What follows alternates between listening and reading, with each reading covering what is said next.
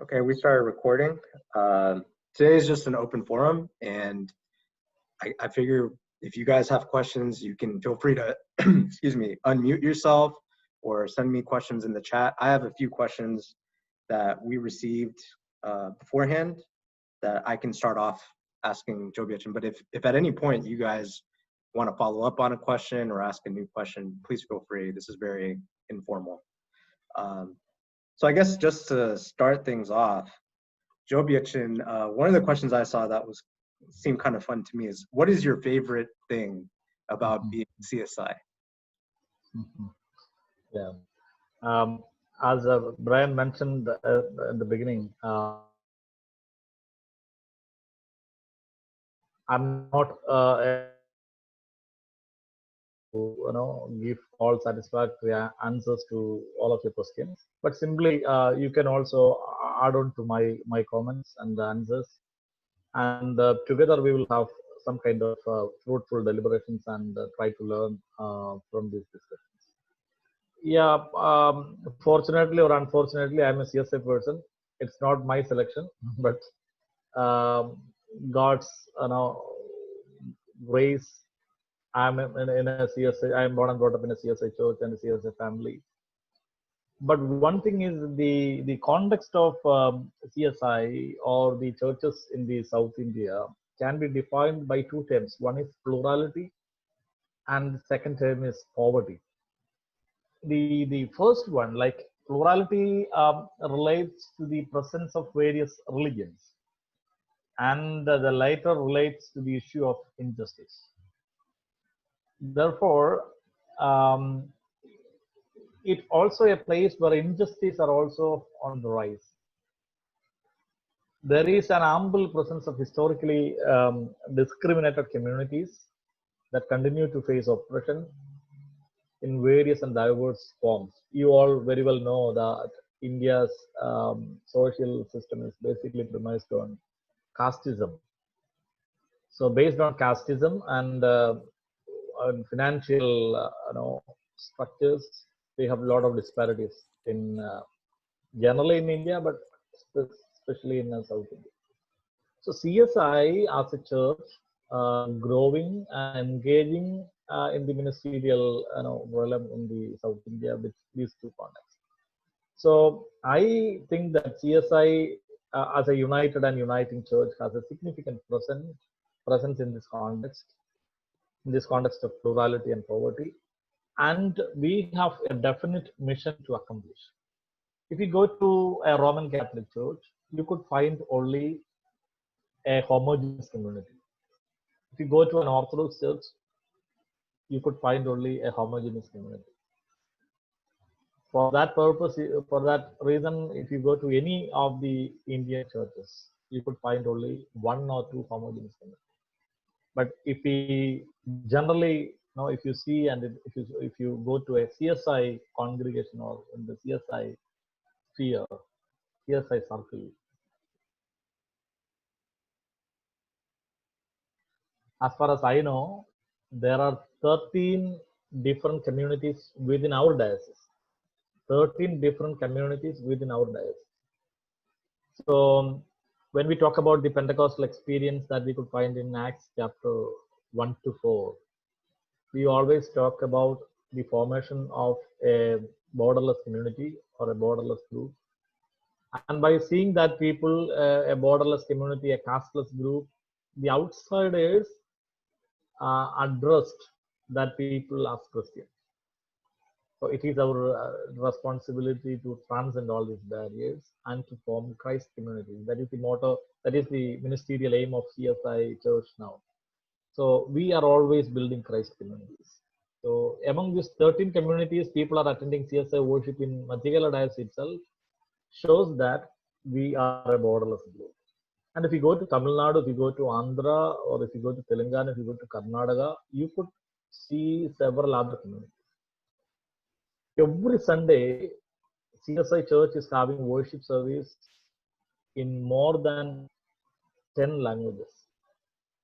So just imagine one Sunday we are worshiping here in either Malayalam or English, At the same time, back in India, in Australia, in UK, and in Gulf countries, people are worshiping God in the same liturgy in more than 10 languages.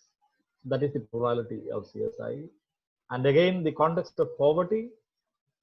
See, in India, nearly 90% of people are in in financially poor conditions, or we can say nearly 80% of people are below poverty line. So poverty is that much intense in India. And when we assess the caste system, there are first four different. I think I'm presupposing that you know very well know about the caste system. There is a Brahmin community, there is a Kshatriya community, there is a Vaishya community, there is a Shudra community, and there is a group of people, less privileged people. They are not in the fourfold caste system. They are beyond. They are outside the caste system. That we used to call them as Dalits. In India, nearly 90% of Christians are Dalit Christians. And in CSI, also nearly 90% of people are from the outcast, from the backward communities.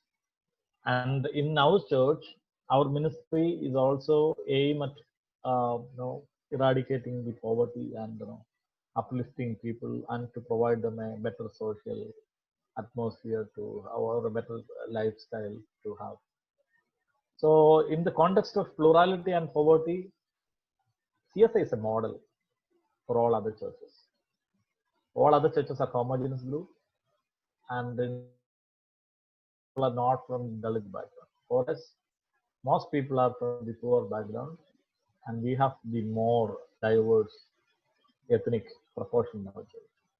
So, in that case, we are a borderless community, and we have a lot of things to do in the ministry like that.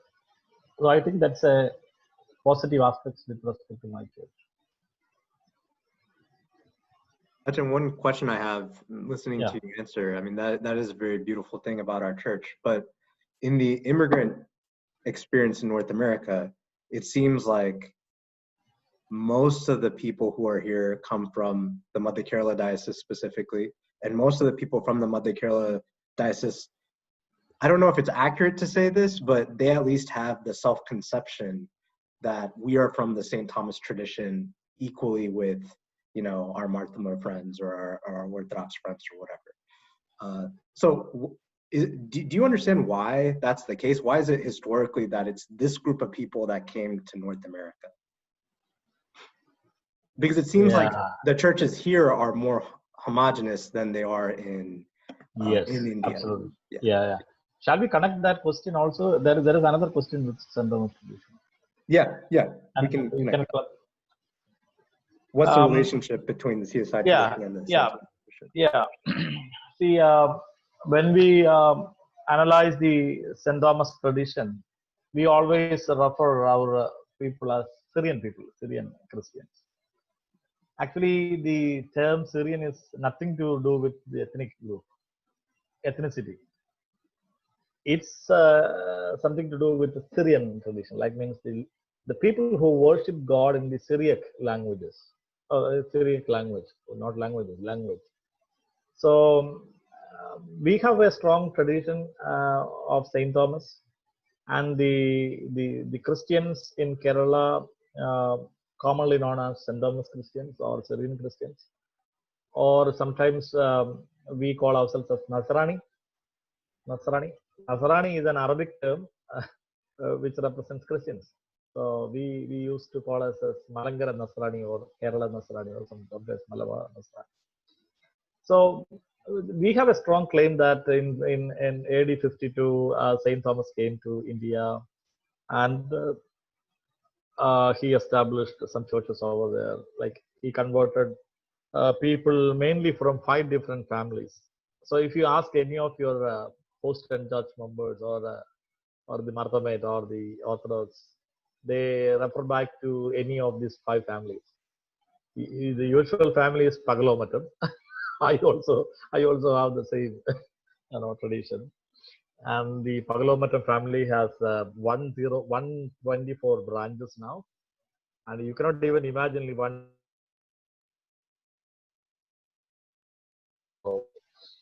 124 branches. There is another family called Kalli, and another family called Kalliyangal, and another family called Sangaramangalam. So when you ask our senior members, simply they will connect their origin, their root with any one of these families. See,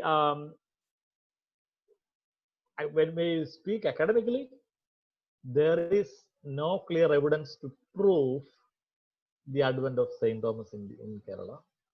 But at the same time, there is no clear evidence to disprove Saint Thomas advent in Kerala. So that is the fact. Now, even from the Jacobite tradition, some of the bishops are saying that no, Thomas didn't come to Kerala. It's somebody else, like somebody other Nestorian or some other Bartholomean or something like that.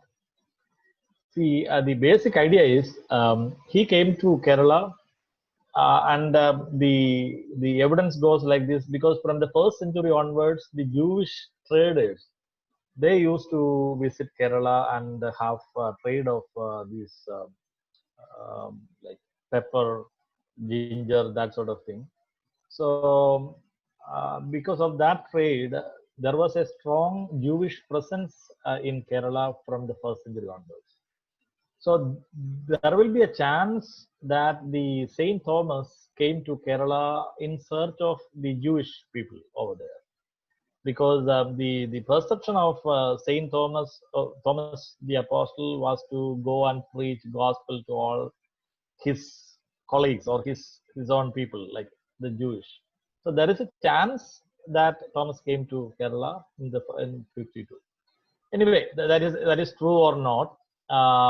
See, we all hail the one church that was in Kerala known as the Malangara Syrian Church or the Malangara Church. Malangara is another name for Kerala in the ancient times. So this church was known as Malangara Church. And after some time, when the advent of the Portuguese people in the 16th century, Vasco da Gama and the 15th century and then onwards, the Portuguese people are Catholic people. They would like to. They found a strong church in Kerala, having a Syriac tradition, and they claim that we are having the Saint Thomas tradition, and Saint Thomas came here and established the 7.5 church here. So they always proud of that Saint Thomas tradition. So immediately the Vasco da Gama and other Portuguese people, they reported back to Portuguese, the Queen and the King of Portuguese, and they are having very much affinity with the Catholic Church, and they were doing a kind of Catholic mission during that time. So immediately they sent another archbishop to Kerala, and he came here and he said, there is only one. You are supposed to come under the Catholic See. They call it as Holy See. CSEA. So they call it as Holy See.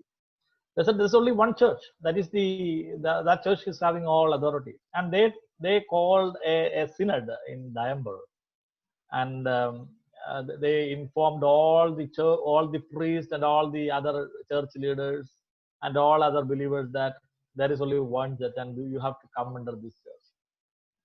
Then some people agreed to that, and some other people they didn't agree to that. So the protesters, those who were against that, they came out and they tied a big rope into the church in Mattancheri, and they all hold that rope and they put a pledge that we are not under this church, we are under the Eastern tradition.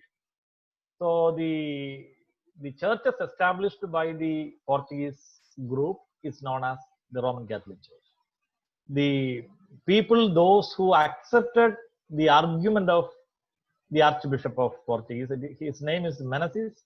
So the Archbishop of Meneses, they known as the Malangara Catholic Church. Like they are having the Malangara tradition, and they are part of the Catholic Church. They known as the Malangara Catholic. So you could find that people in Houston and some other places like in Chicago, in New York, and all they are there.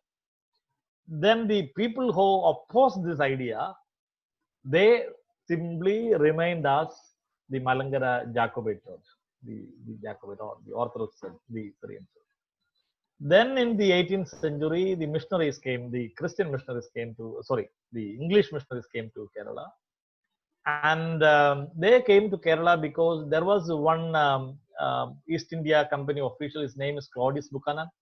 He found a good church in Kerala, the Malangara Syrian church, and he wrote a letter to the CMS as well as the Queen of England saying that, see, there is a good church here in Kerala having the St. Thomas tradition, but they are having a lot of blind beliefs and all. You have to educate them. You have to teach them the real message, gospel of Bible.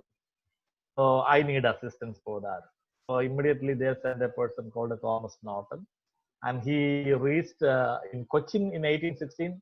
He always claimed that Thomas Norton came to Alleppey. It is not the right way to say. He came to Cochin first, then he moved to Alleppey because all these places are coastal areas. If you know the geography of Kerala, he came to Cochin, then he moved to Alleppey.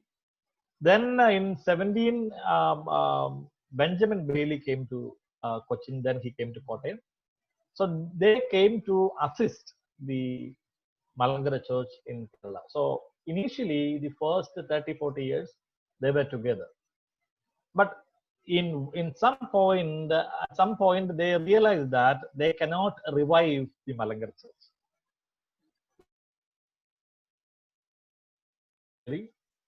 They used to have prayers for the dead people. So they are having the saints, the mediatory prayers with the saints. So they realize that they cannot go along with the Orthodox Church. So they removed or they cut the relationship with the Malangara Church and they started their own mission. So when they started their own mission, some people, a certain group of people from the Syrian church, they joined with the missionaries. Then they supported the missionary group. But to accomplish or to do ministry and mission among the upper class was very tough during that time, because the upper class people were always educated people, and they don't have any sort of, they don't any deficiency, like they are not poor people, they don't have any need from the British government, but they were able to reach out to the poor people. So mostly their mission was among the poor people. So the backward community people, they converted to Christianity. But a small group of people were there along with them. They actually came out from the Malangara church. So all those who came out from the Malangara church, they are still holding that Malangara tradition, or they are still claiming that we are Syrian. Since from that time onwards, they are privileged. And again, when the missionaries started their separate mission, especially from 1816, 1817, when Benjamin Bailey came to Kottayam, he started the first college in India, CMS College. So immediately, because of the British missionaries' establishment of schools as well as colleges, then the backward community people, the Syrian people, those who came out from the so-called, they are not upper class, the upper middle class, we could say, we should say. So they got privilege, like they got that privilege and they used that privilege, and they were engaged in educational activities, and they become teachers, and their second generation got uh, higher education like engineering, doctor, medicine, and that sort of thing. And when in 60s, 50s and 60s, because of Martin Luther King Jr.'s struggles in the US, they passed a bill. You know that you very well know than me about that bill, and the gates of this country was open to all people. Actually, his agitations are for the well-being of the black people, but only because of that bill we were able to come to this country. So our forefathers, those who claim as Syrians, their forefathers are being privileged with the educational system of missionaries than the backward community to go and study well. And once they got higher education, they were able to go out from Kerala and to go to Vellore and get the BBS from there, or to go to Chennai and to have good education from Madras Christian College or Women Christian College, colleges like that, even to Delhi and all. So that sort of good education. And once the gates of this country was open to all people, and they were able to come to this country. So when we have a census of these sort of people, the Syrian Christian people have more in number in this country because they are privileged with the missionary education in the initial stage. Now only the backward community people are coming to the forefront. They are getting good education as well as they are being appointed as professors in the colleges and all. So these are all because of the social stigma and the social advantages of that. Yeah, that makes sense. I mean, I think it's probably news to a lot of people that, because when we go back to India, we don't necessarily think of our families in India having advantages compared to other communities in Kerala. But I think in you laying out that history in that way, there were certain advantages that the Syriac community had, especially in terms of access to education from the institutions the missionaries built. And that's what enabled that community specifically to be the first to take advantage of the 1965 immigration bill, when America wanted nurses and doctors and stuff from all over the world to come over. People who had some kind of education, people who knew English, that kind of thing. And so that kind of explains. I will add one more thing to your question. You are absolutely right in saying that our people are homogeneous people. Yeah, you are absolutely right. Our people are homogeneous people. And again, when we refer the term Syrian Christians, I'm quite sure that the term does not imply to a specific caste group or a specific community. Rather, it is a term that signifies the first Christians in Kerala. So whether we connect our root with Pagalomatam or Kalliyangal or Shangramangalam family or that sort of thing, we cannot claim that we are from the same caste group or we are having the same race. When we look at our own people, there are black people, there are brown people, there are white people. We have that sort of thing. The original color of Indian people are black because we are all Dravidians. The original inhabitants. When we like the Native Americans, if you look at the people of America is Native Americans, like Red Indians. So in that way, the people of India are Dravidians. Their color is pure black, not like the Africans, but pure black. Then the Aryans came and invaded the land, and they have a mixed sort of thing. So the Aryans came to India, they invaded the land. Then the color gradually turned to brown or white. And those who are white, they are not pure in blood. There are some people thinking that way. So original Syrian Christians means we are, we have to be in white color. No. If you are having white complexion like me, that means I'm a mixed person, not because the original color of the inhabitants is black or hard or deep brown, not white anyway. Then so it represents only a community who got privileges of being part of the Christian community, and they are absolutely a homogeneous group and always claiming that identity. And we are thinking that by saying that I'm a Syrian Christian people, I am from the upper class background, because we always have that sort of thinking back in India because of the caste system. Here, like white nationalism, white people think that we are some sort of advantages or we are superior than the black people. In that way, those who are in India in the Christian group, like the Brahmins, they think that if you say I am a Syrian Christian person, I'm some sort of superior to other persons. So we have that preoccupied mind, presupposition. So on that framework, we always claim that we are all Syrian. But that's not true actually. That word does not represent a race or ethnic group. Rather, it represents a community of people who worship in Syriac language. That means all these Syrian Christian people are from different caste groups, not from a single caste group. Kind of shifting. Well, does anyone have any follow-up questions on that? Because I know we got into the history a lot. But if not, I'll shift gears and move on to the next question. Well, kind of similar in theme, what does the Bible have to say about movements like the Black Lives Matters movement? You mentioned how one of the distinctives of our church is its attention to poverty, the fact that it is a poor church and that it is attentive to questions of oppression.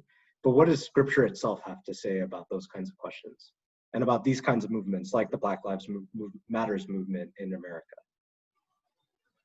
I'm happy that you people are now seriously observing the Black Lives Matters movement and be part of that. See, when we look at the Bible, uh, there is a deliberate attempt to justify all the activities of the Jews in the Old Testament as well as in the New Testament. But at the same time, when we read carefully, we could see that Bible is not with the mainstream people all the time. See, the biblical passages, especially the Old Testament passages, books are formed in that way during the post-exilic period. You know what I mean when I say post-exilic? 586 is the exilic time, like the Babylonian people came and invaded the country of Judah.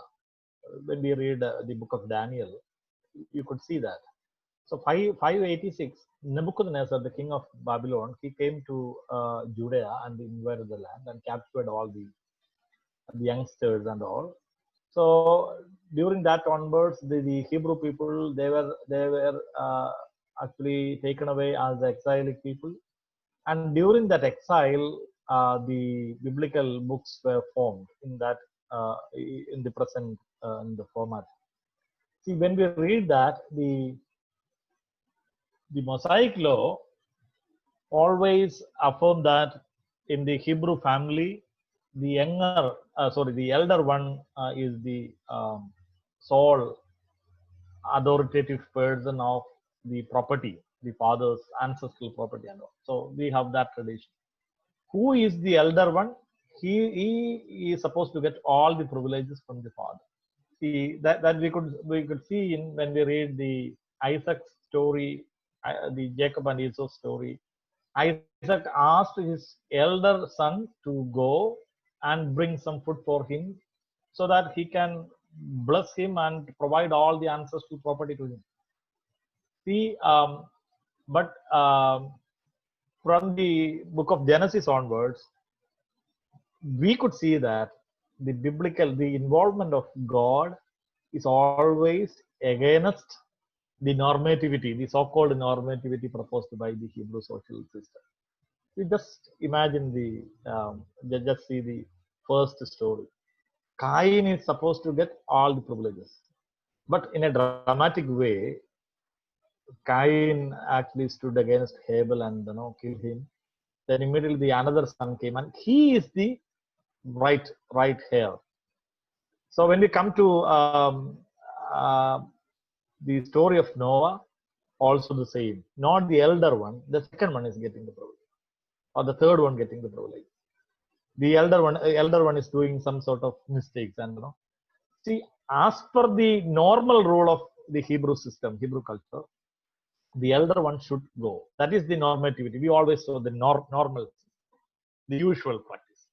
The Bible is always against the usual thing, the normative. And when we come to Isaac's story also, the first one should get all the privileges. Yes, sure. But it's going, actually, it's the privileges, right? Heirship is going to Jacob. Then in Jacob's case, Reuben has to get everything. But there's all of a sudden the Joseph story came. It has nothing to do with the Hebrew, history. But the privileges is going to Judah. So that is the book of Bible. Is always against the human-made, laws. And so when we come to the New Testament, see, we usually address the movement of Jesus, the Jesus and his disciples and that ministry. It is always academically known as Jesus movement. Theologically, I will narrate that the body of Christ was killed and symbolically quartered along the Roman Empire. So it's actually an image. The body of Christ is an image. Roman imperial system is another image. That is the powerful. They are the so-called the superior class, implementing all sorts of rules. And if you read history, you very well know that Pax Romana, that means the peace of Rome. There is no peace in the country. There is no peace among people. But they are saying that there is peace. Pax Romana, under the Roman rule, there is peace. That means that is the forceful implemented peace to all people. That is not peace to everyone. Like when we say America, we usually say here we have equality to all the black people. That is the implementation, okay? But it is not the case for the black people. So the same situation was there during the Jesus' time in the Roman Empire. So the peace was enforced by the Roman imperial system, and that was not experienced. That was not the case for the people. They couldn't experience that peace. So Jesus was a member of a great movement of rebellious Palestinians against the empire. So he was part of the great movement of rebellious Palestinians. What was the impact? The impact of his insurgent memory was so piercing. Now, when we consider the impact of Jesus Christ after 2000 years, the same Jesus and the same messages was being used by the fascist administration, the Trump administration.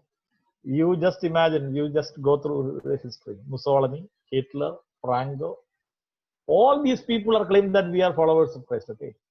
And Trump is also using the Bible, same thing. There are some left-wing parties, workers' party, they are also using the same Jesus.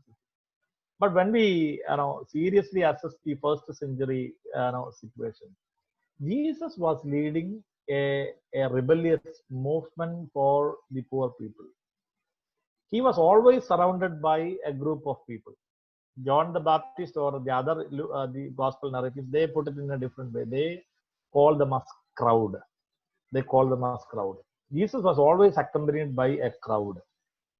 So it is not that hard to see him as part of a movement made up of different people in Palestine soil. So we can say that movement, Jesus was leading a group of followers. They don't have a face. They don't have a face at all.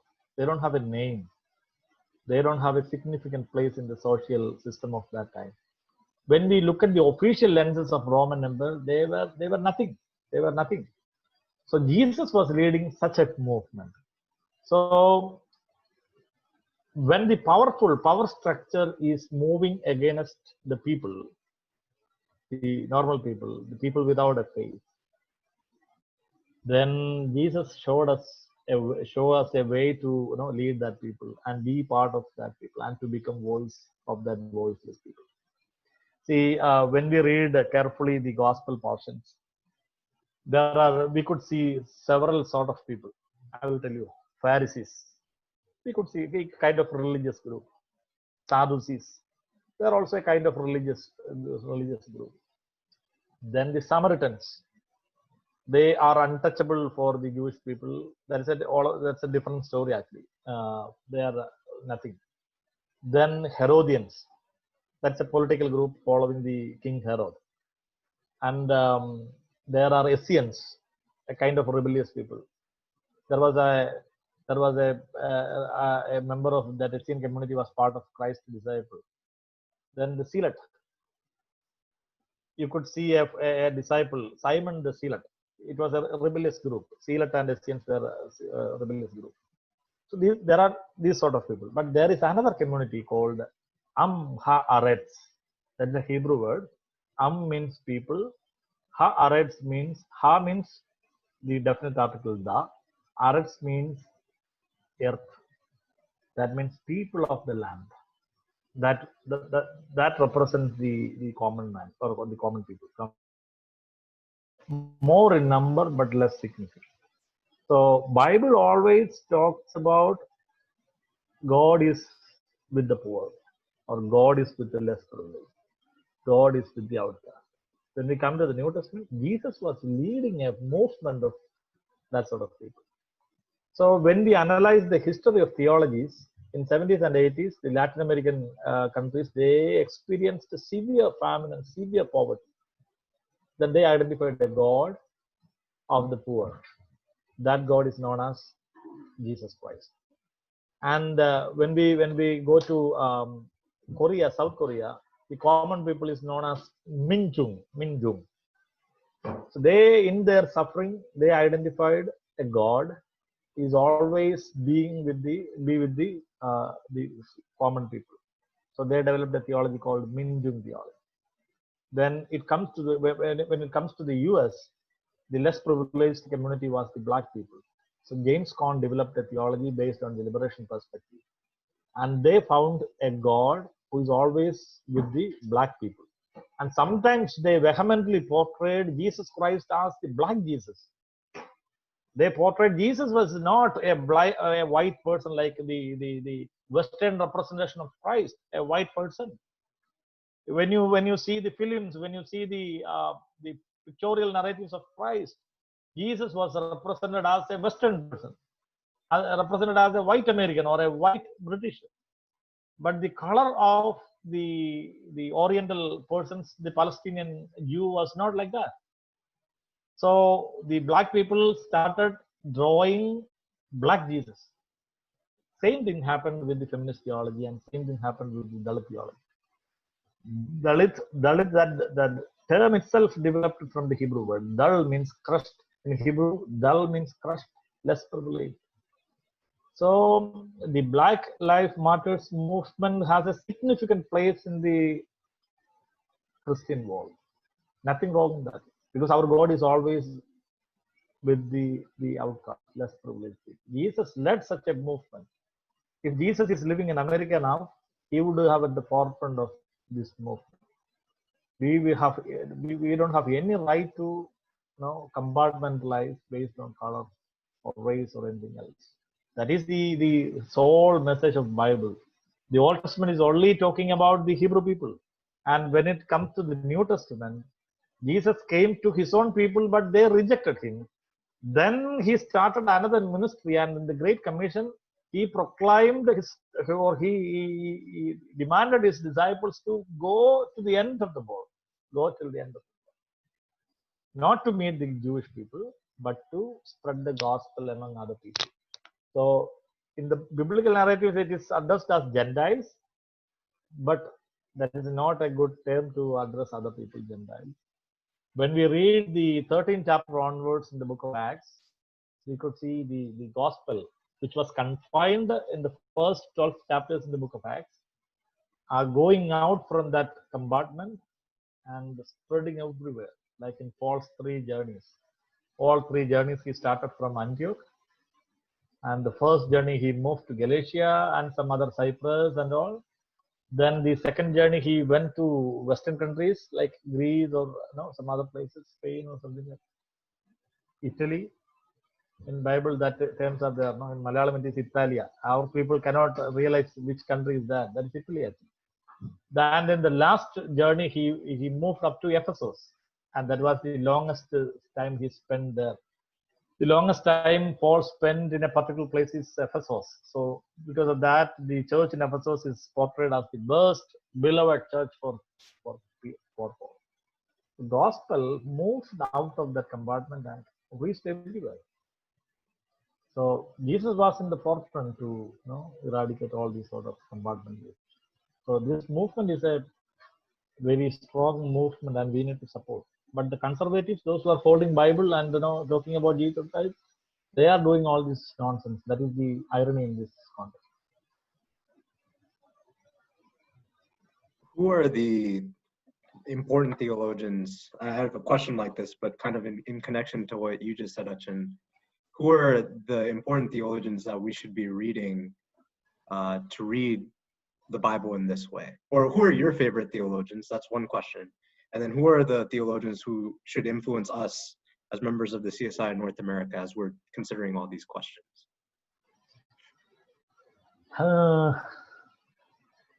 See, we myself and you people are coming from 2 different contexts. Since I'm coming from that context, I always prefer the Asian Christian theologians. Basically, I'm a biblical studies student, Old Testament student. So for me, I always go along with the biblical theologians. But they are not that much popular enough to read or something like that. There are 2 strands of theology, like the general theology, systematic theology, I am putting all the contextual theologies into that group, and there is another theology called biblical theology. So biblical theologians always handle things from the Bible. So I am always reading the biblical theology. But from the other side, when you ask about a favorite theologian, you are actually asking about a theologian from the mainstream. I know. So I always go behind go with the Asian Christian theologians, but you have to read the Latin American theologians so that you will get a clear picture of how they are handling these sort of things, poverty, how they are handling the less privileged systems. So if you are able to read that sort of theology, Latin American context, like I would say you have to read Dietrich Bonhoeffer. He's a famous theologian, and you have to read James Cone, and there are some other Latin American theologians. Like there is a Catholic, I forgot his name. And if you are able to read some of the things of Bishop Desmond Tutu, he's a very good theological articulations. I like to say something about Kosuke Koyamo. He's a Japanese theologian, and he's my favorite because he blended the Buddhist ideology with the Christian concepts. He is coming from the Japanese background. He's a Japanese theologian. So he used a lot of imaginations and images to narrate the biblical stories. His books are having catchy titles. He wrote around nearly 15 books. His theology is known as water buffalo theology. So there is a book called Water Buffalo Theology. And it's very simple. He came from Japan. He went to a seminary. There he found, his teacher was Kosuke Kitamori. He's a famous Japanese theologian. His theology is known as Theology of the Pain of God. So Kitamori introduced to him all the deep sense of theology. Then he was encouraged by him. So he came to New Jersey, and he was in the Drew Theological Seminary and having some sort of studies. And then he moved to Princeton and finished his PhD from Princeton. So he used a lot of imaginations from the Buddhist perspective. One of his books' name is the famous book is Water Buffalo Theology, and another book is called 3 Miles an Hour God. 3 miles an hour God. That means, see, we all people have cars. Okay? 3 miles an hour God means God is very slow. So he was always saying that God is always with the poor. God is always with the suffering people, suffering community. And in a way, he was always identifying God, the concept of God, not as the Western concept of God who created the heaven and earth. So the Western concept of God is who created the heaven and earth, but not the Eastern concept is something different. So he coming from East Asia, so he always tried to explain God in terms of people's own language.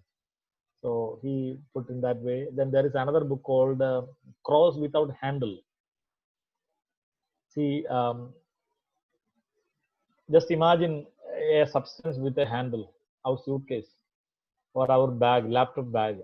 So you can carry wherever you go, wherever you want to put it, you can put it. If you want to travel, if you would like to travel in a train, you can put it in the, then you can keep it under the seat. If you travel in a bus, you can put it in the carrier. So wherever you want to put it, you can put it. Wherever you want to take it, you can take it. Where you want to keep it, you can keep it. And he was telling that cross without handle. That means cross is an inevitable struggle. That you cannot put it wherever you want. You cannot keep it wherever you want to keep it. That is something else. As Christians, it is an inevitable suffering, sense of suffering, that sort of thing. Its language is very simple, not with the real tough language of the Westerners. And I like him. I like to read him because there are a lot of. I like Buddhism also. So Buddhism is having a lot of mystical elements. I like mystical elements, like the Gospel of John. There are a lot of mystical elements. I am the bread. That is a mysticism. It's not a common language. No, I am the bread. I'm the bread of life. What is that? So I am the way. I am the truth. I am the life. So these are all mystical elements. So he connected a lot of mystical things like that. But one thing I should say, see, you are all having a comfortable position in the US, but and at some point you have to read the struggles of people, those who are struggling from poverty, those who are struggling from the racial issues, those who are struggling with less social privileges, the people, the refugee people, the migrants, not like the Christian migrants that we are having in America, but there are other migrants like war migrants, religious migrants, that sort of thing. You have to read their stories. And even sometimes I will encourage you to read the struggles of Jewish people after Holocaust and during the time of Holocaust. What was their suffering? They are also a suffering community, unable to move back to their original motherland. Still, they are suffering. You could see a lot of Jews. They are privileged Jews, millionaires, billionaires in this country, but that is not the case of all the Jews. So their story, you have to read something from them. You can comprehend. Theology is a vast area, and all theologians, what they do is they explain the way in which they found their God. They explain the way in which they comprehend the doctrines, like Baptism, something like that. God, Son, and the Holy Spirit, Word, or catechisms, that sort of thing. How they experience or how they would like to explain them. That is their theological engagement. There are good theologians even in Sri Lanka. There are good theologians in Sri Lanka. There are good theologians in India. Chenjaya, Chakaraya, and Appasamy. That three are actually they are the pioneers of the theological base of CSI. Chenjaya, Chakaraya, and Appasamy, Bishop Appasamy. So there are a lot of people, but in your context, at least you read something from the Latin American context. Dietrich Bonhoeffer, because of the Hitler, he moved to New York, and his engagement was with the black people in the New York City. So he was in the Union Theological Seminary, and he died at the age of 33. You cannot even imagine within that 33 years how extensively he wrote about God and his experience. Could you say the name of the Japanese theologian again? With the one who wrote Water Buffalo? Kosuke Koyamo, that is the Water Buffalo theologian. Okay. Kosuke Koyamo. Then Kitamori, that's also a good theology if you want to read it. Kitamori. Theology of the Pain of God. Okay. One of the difficulties I've found when trying to talk to people about theology is that because there's such a vast array of diverse theologies out there, people don't even know where to begin to engage. There's no theological foundation, if you understand what I'm saying. And so in the Catholic Church or in other communities, like in the West, the Reformed community, they seem to have a foundation that's laid by various catechisms, right? Like the Catholic Catechism provides a foundation. For the Reformed community, it might be the Westminster Catechism or the Heidelberg Catechism. I know these are more Western European traditions, but does CSI have anything similar to provide a theological foundation? And then from that, we can sort of venture forth and learn more things from other communities, or does that not exist for us?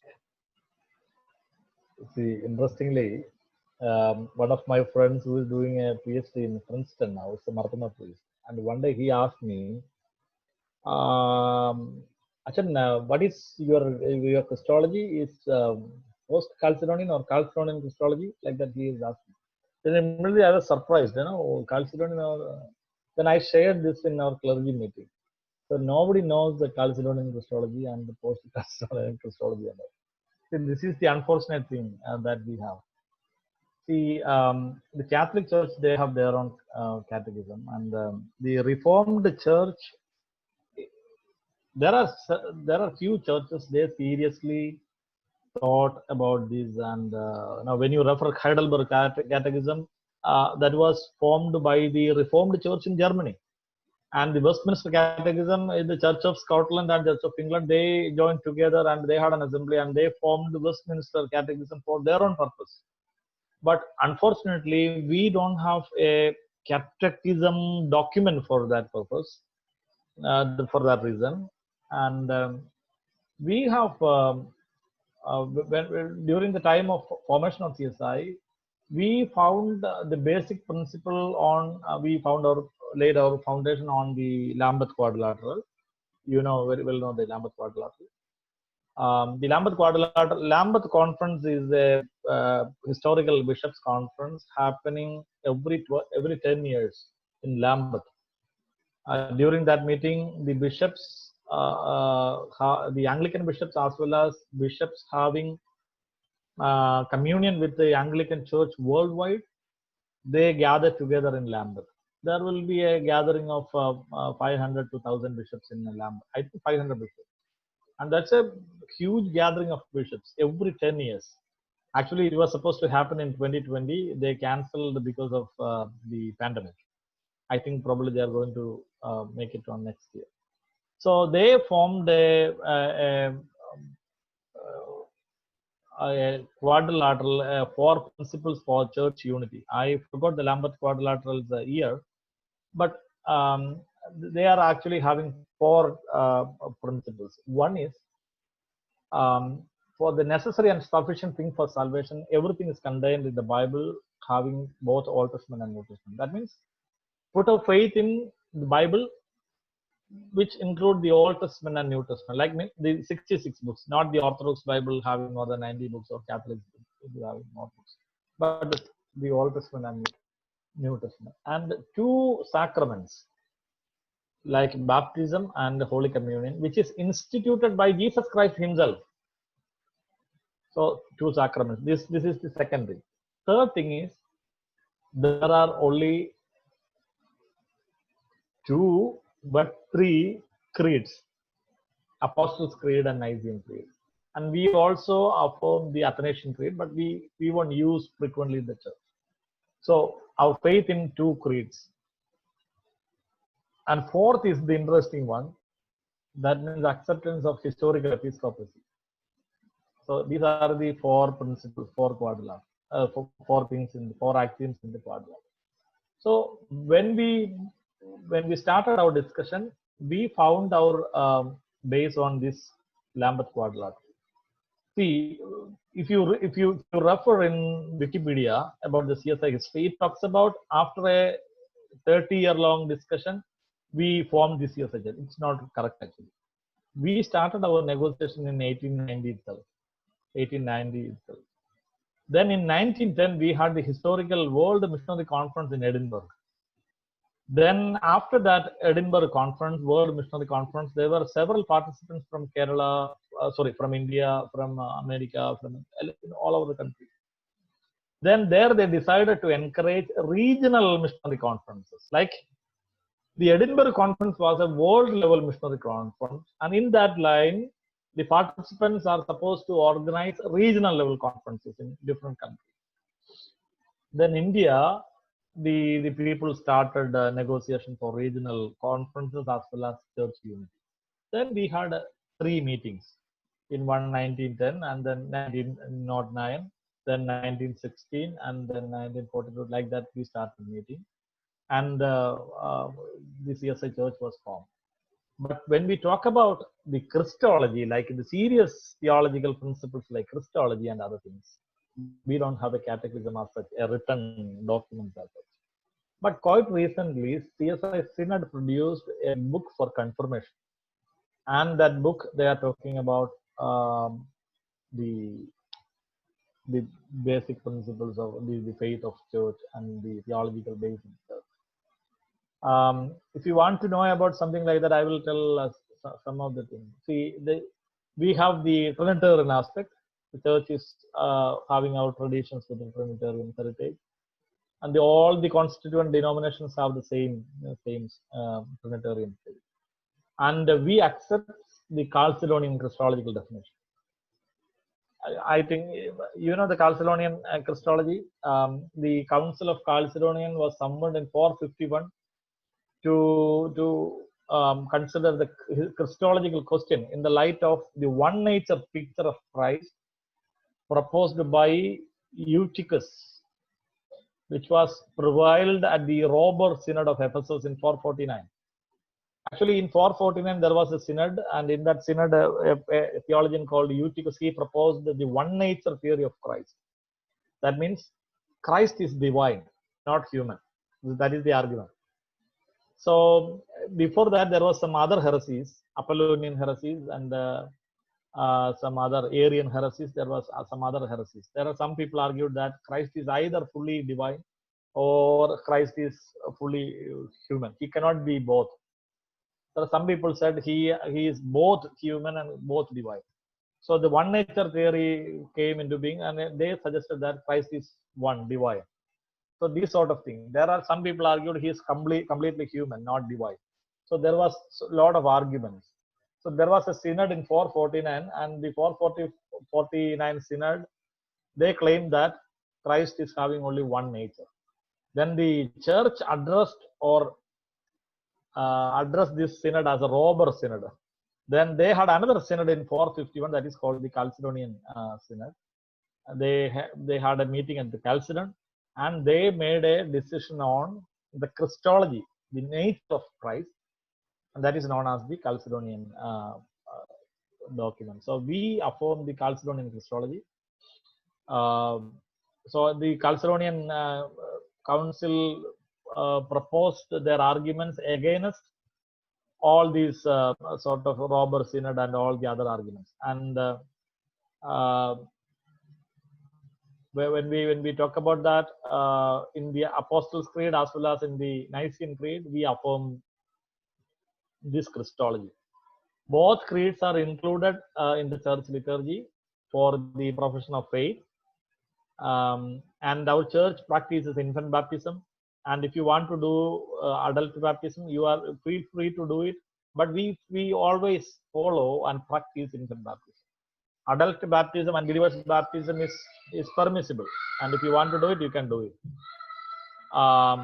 Then we practice the rite of confirmation. And the confirmation have two meanings. One is the confirmants upon profession of their Christian faith, they are able to profess their faith. So it is the occasion of professing their faith and obtain confirmation of their baptismal pledge, and they can partake fully. They can experience all the privileges of the church, and they can partake in the Holy Communion.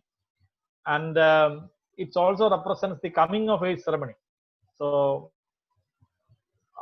when the bishop imposes his hand,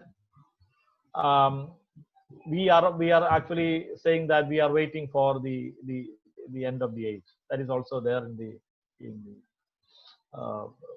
so we don't have a catechism document as such.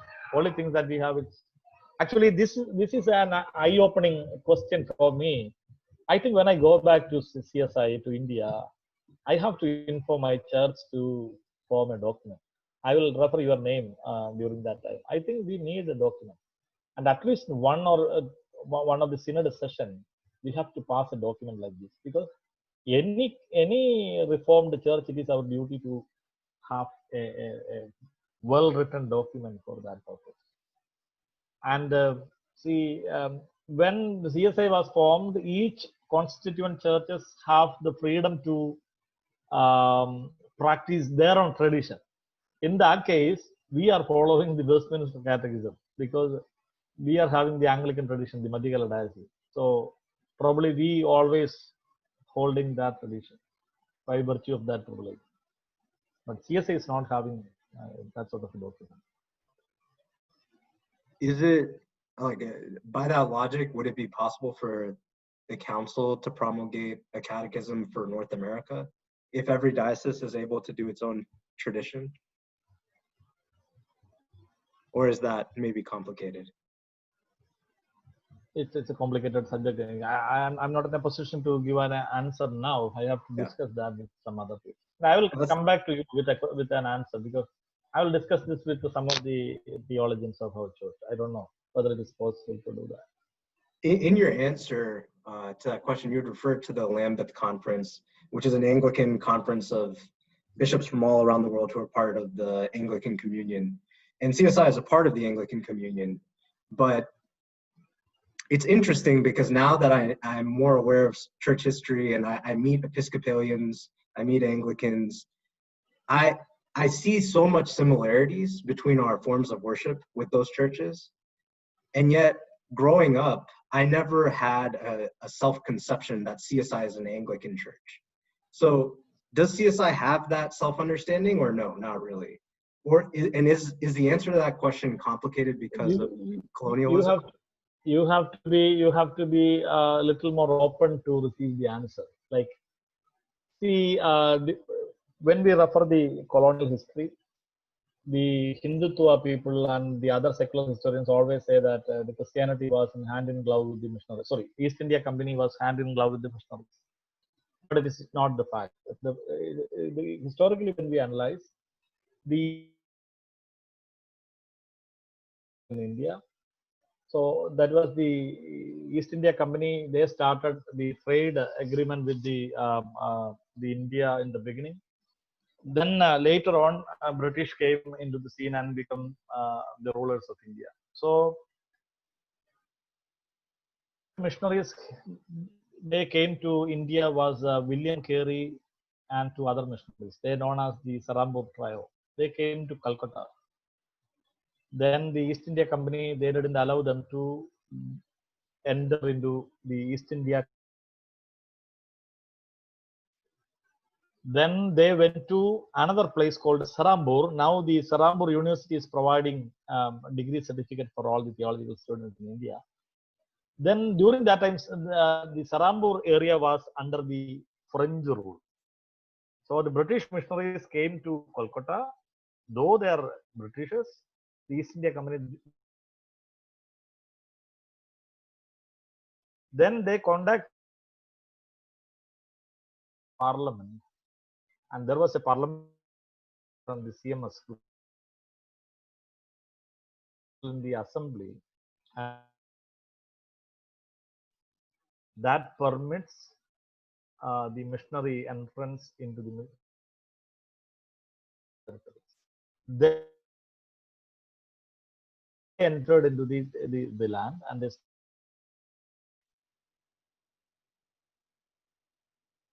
the East India Company sent a lot of their officials to India. The Church of England used to send priests to India.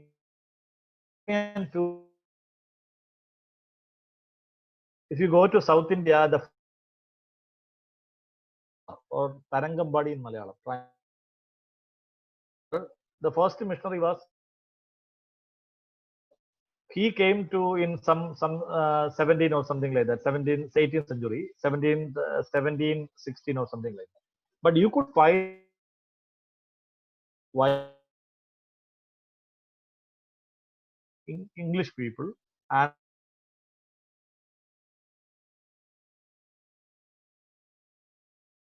then gradually CMS started sending people to our land, and the CS formed. Or when CSI was formed, we have Methodist,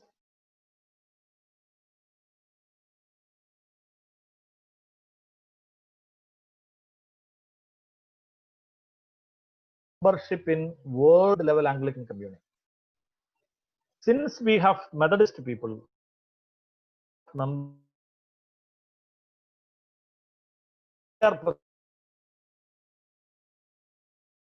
Council and Presbyterian membership in world. That means, are you, if somebody asks a question, are you an Anglican? Yes, we are Anglican, but we are more than Anglican. If some grandmother reformer, yes, we are more than a reformer. Since we are having all these traditions, of all these.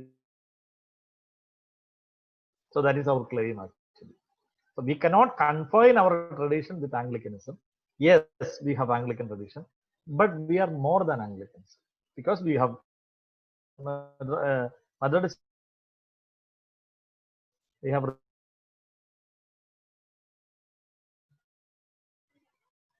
That makes sense. I think we have time for maybe 2 more questions before we end at 11. Does anyone else have any follow-up questions for Joby Achen? Anything coming to mind? You guys can chat it or you can unmute yourselves. If not, I have plenty of questions. Okay, so the last 2 questions, Achen. How can lay people learn how to read and interpret the Bible with confidence? Yeah, actually,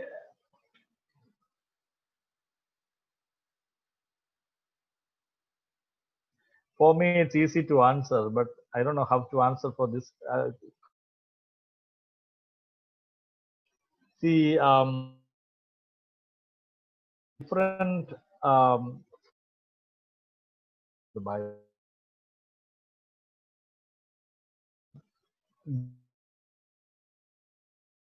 One strand of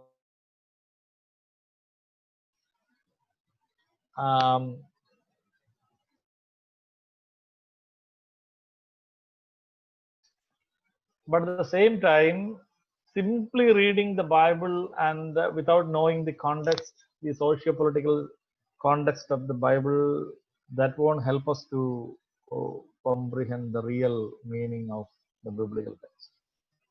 I think for that reason, in America, you have several options. You will get a lot of books.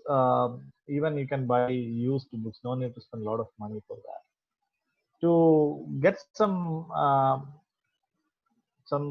books to get some foundational knowledge about the context, as well as some of the socio-political atmosphere of that time. Then you go back to the biblical text. That will make more sense to you than depending upon all these commentaries and all. I won't recommend you to go and read commentaries. But instead of reading that, it is good to go back to the historical and the socio-political context of the biblical writings.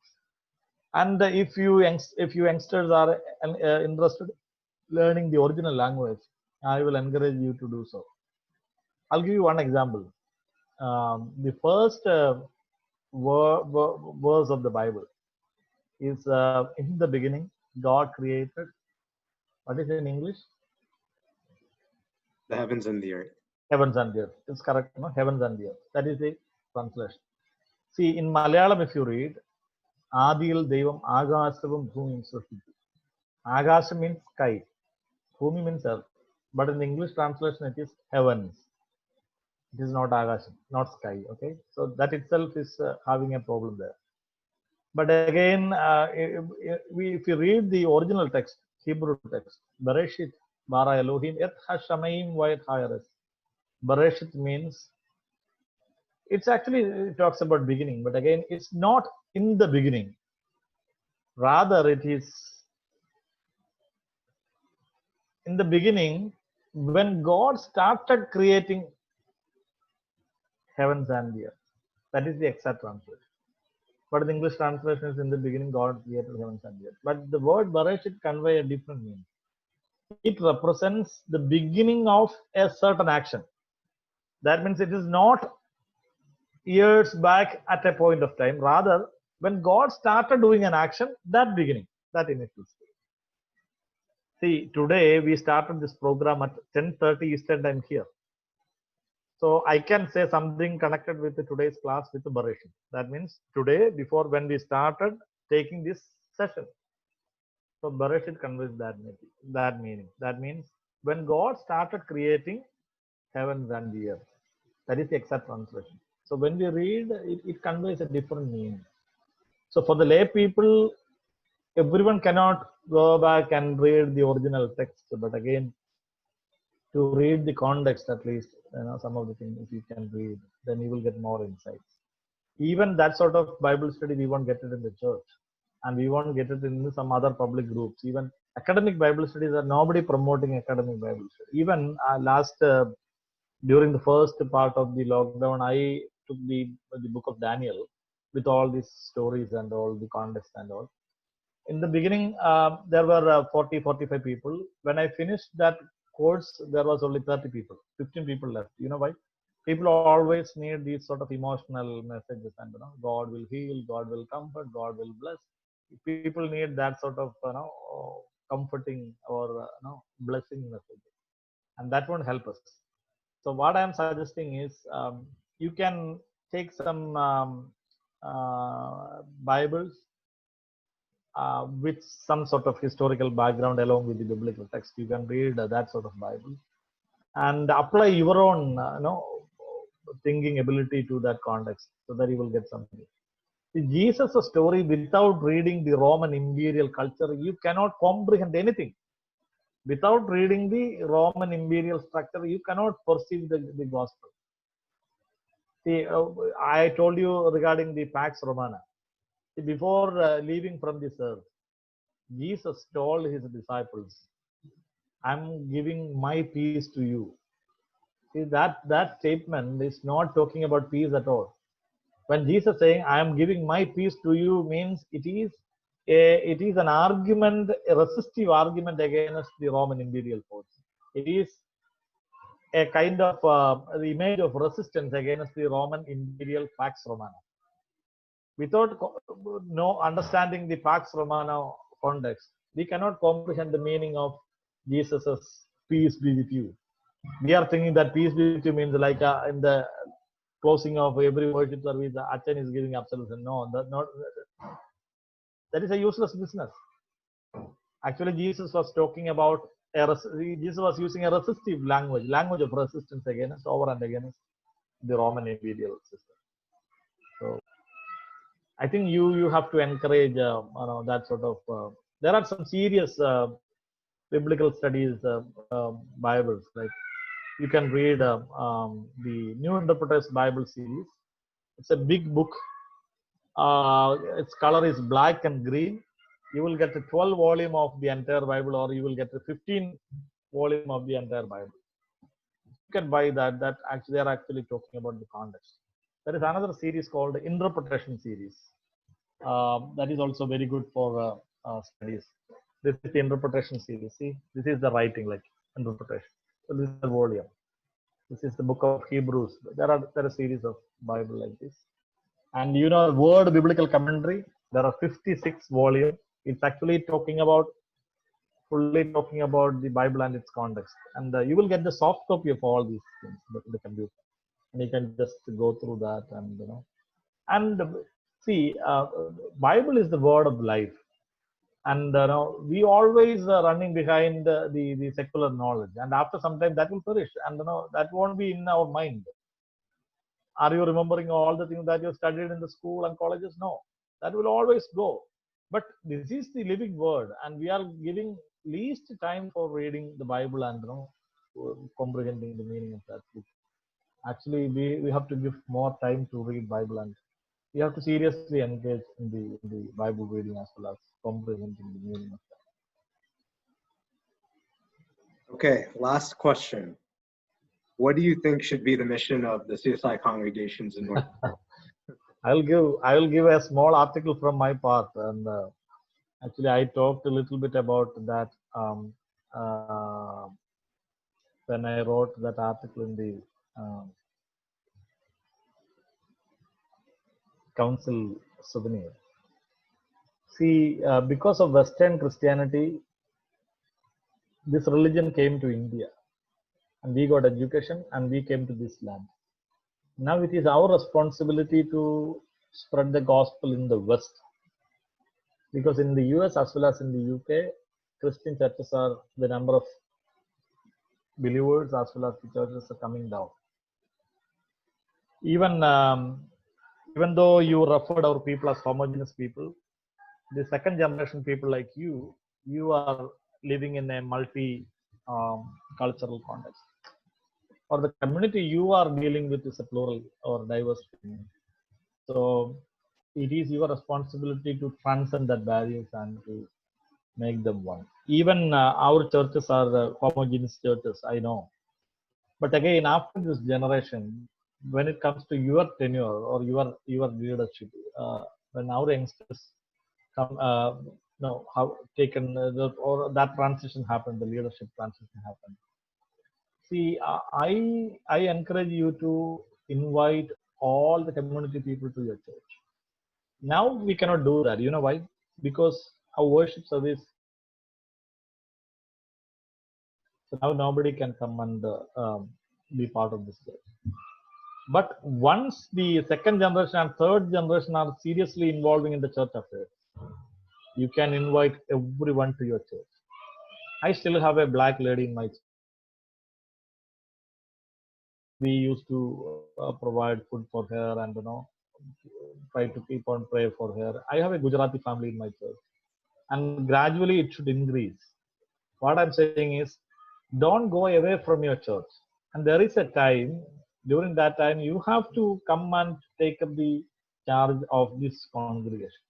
During that time, now your parents have a kind of difficulty to accept the black or the Spanish or the some other group of people. But you don't have. Why? Because your father and mother, they didn't involve any sort of business with this sort of people except their office work or some other. For you, in the school, in the colleges, you have Spanish friends, you have black friends, you are white friends. You are well versed with this diversity, okay? But your parents are not. So they are not open enough to accept all of these people. But when it is your turn, you can do that. And during that time, there won't be much Christian communities over here. I will say, because the number of churches, number of communities are coming down now. So during that time, be in the church and spread the gospel, because there is a time there you can do wonders. In the American context, the immigrants, they have a great position, like because in the Western Christianity now the immigrant community, they have a significant place. So Christianity is almost is associated are being associated increasingly with immigrants now, because than the white people, we have the Spanish churches, we have the Chinese churches, we have the Korean churches. So there are not many studies that have been conducted to evaluate the social and cultural impact of these religious communities. So I think you can do wonders. So the primary motives of motivation for establishing Indian religious communities is undoubtedly the socio-cultural aspects. Now we have to we are actually trying to reproduce the ethnic our own enclaves in the foreign land. But than the narrow social cultural goal, the next generation Indian Christian people, some people are calling addressing that community as the coconut generation. So the coconut generation, we can do many more things than the first generation Christians. So the diaspora Israel, they raised the question: how could we sing the Lord's song in the foreign land? Psalm 137:4. So you have to rephrase this song in the heart of the contemporary Indian immigrant Christians.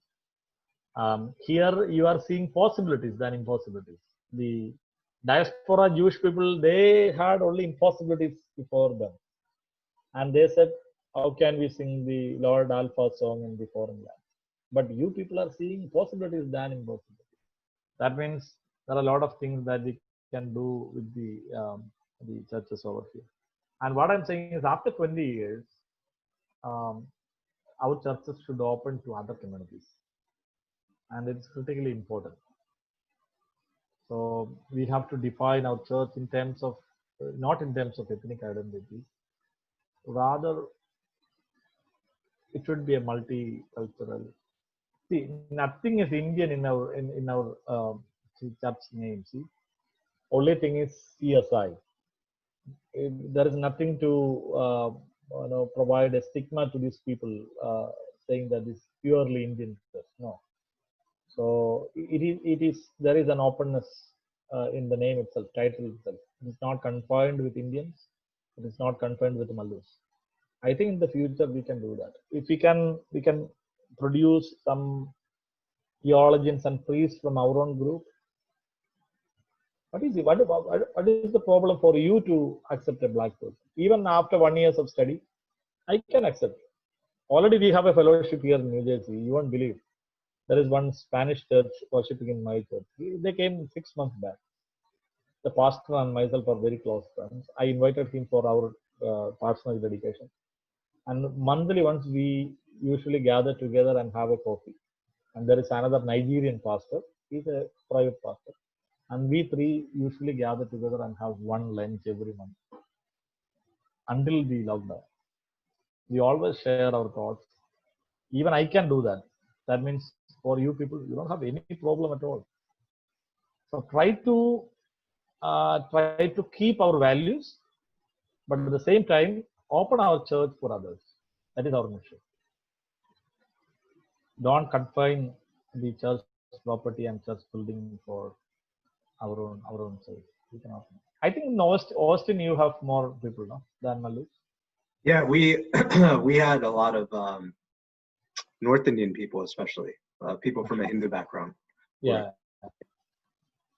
Even there is a scope of mission in the New Jersey area. See, when I came here in 2018, a white pastor called me, a Presbyterian pastor, and he introduced himself. Then he said, "Can you come to my place? There are a lot of Indians here, and we can open a mission, and I will financially support and give you all the facilities."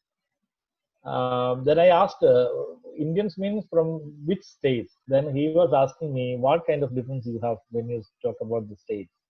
That means in India we have more than 128 languages and thousands of dialects. He was not aware of that. Whenever he meet a person, brown person, he asks them from where are you from? Then they introduce him as Indians. So among Indians we have a lot of difference, and he was not aware of that fact. I later found that all that people are from the North India. If I am well versed in Hindi, I can have some sort of mission I can do there.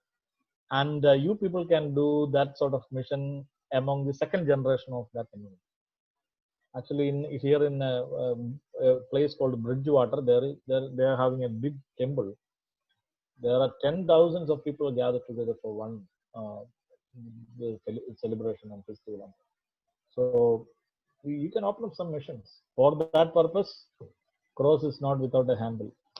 That is the only thing. Inevitable struggle is there. And we have to commit ourselves to take up that struggle. That is the only thing. I think that's a good place to conclude our discussions. Joby Achen, would you mind closing us in prayer? Yeah, sure. Let us pray. Gracious Lord, our Heavenly Parent, we come to your divine presence with hearts full of thanks and praise. Lord, we thank you and praise you for providing us this meaningful time to have discussion, have serious deliberations, to deal with our questions and answers. Lord, help each one of us to ponder upon all these questions and answers. Lord, we are in search of find true meaning of our life as well as true meaning of the ministry that you have entrusted upon each one of us. Lord, provide your Holy Spirit, provide your wisdom so that we may be able to discern the will of God in our lives. Lord, we commit the leaders as well as the members of North American CSI Youth Movement in your mighty presence. Bless each one of us. Lord, help us to continue this discussion and engage in the ministry in this land, in the North American context, in whatever possible means that we could do that in the years to come. Lord, we commit all the churches, all the presbyters and their families, all the members in your mighty presence as we undergo this strange time in our lives. As we fail to meet each other to worship you, and as we continue to worship you virtually, Lord, help us to feel the divine presence all the time in our midst and to keep our faith strong and be firm and still in the troubles and tribulations. We ask all this in the name of the Lord and Savior Jesus Christ. Amen. Amen. Okay, guys. See y'all later. Thank you. Hey, Brian. Yes. Yeah, hey, so this is